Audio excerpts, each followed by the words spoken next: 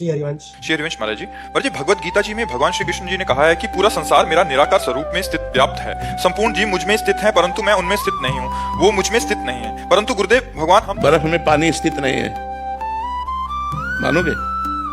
बर्फ में पानी स्थित नहीं है क्योंकि बर्फ पानी ही है। समझ पा रहे हो ना?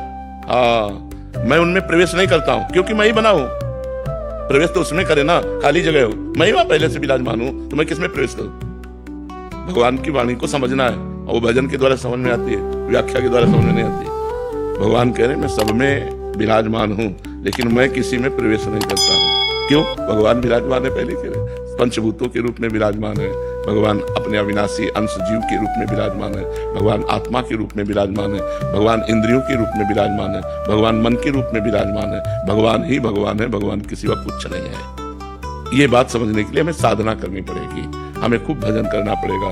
पवित्र भोजन, इंद्रियों को चंचलता से बचाते हुए संयम में रखना, मन को संसार से बचाते हुए भजन में रखना, तब भगवदाकार वृत्ति प्रकट होती है, तब अनुभूत होता है। ये बात अनुभव, जैसे अभी हमने जान लिया लेकिन अनुभव में नहीं आई तो बात अधूरी रही, अनुभव में आ जाए। जैसे हलवा बनाने की पूरी प्रक्रिया पता है पर डट के कभी बना के खाया नहीं और जीवन भर व्याख्या हलवा की करते रहे, तो फायदा क्या हुआ? अरे एक बार तो चक्क बना के पाओ ना। जब तुम्हें व्याख्या पता है कि हलवा कैसे बनता है तो एक बार बना के चक्क पाओ। ब्रह्मभूत हो फिर अनुभव बात है। ब्रह्मभूता प्रसन्नात्मा, तो ब्रह्म चर्चा तो बहुत है हलवा बनाने की प्रक्रिया, लेकिन कभी डट के पाया नहीं।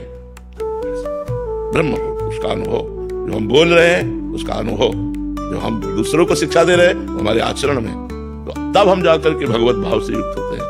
हमारी जब भगवत भावना होती है तो देखो गोस्वामी जी कह रहे जड़ चेतन जग जीव जत सकल राम मैं जानी, मान नहीं कह रहे, वही है, वही सब है।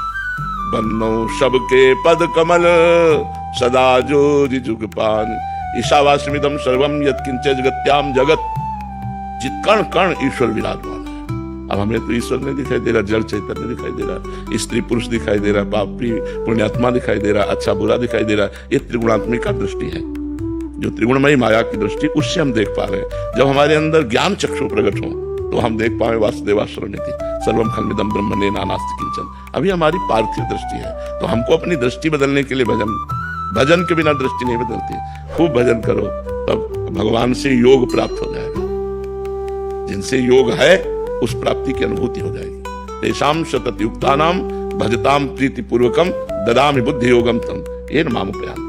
वो भगवान में निरंतर जो चित्त जुड़े हुए है, भगवदाकार वृत्ति जब आंख खुलती है तो भगवान बंद करता है, तो भगवान भीतर बाहर सब जगह वही विराजमान दिखाई देते हैं। बहिरंतश्च भूतानाम अचरम चरमेव च सूक्ष्मात् तद्विज्ञेयम् दूरस्थं चान्तिके च तत्।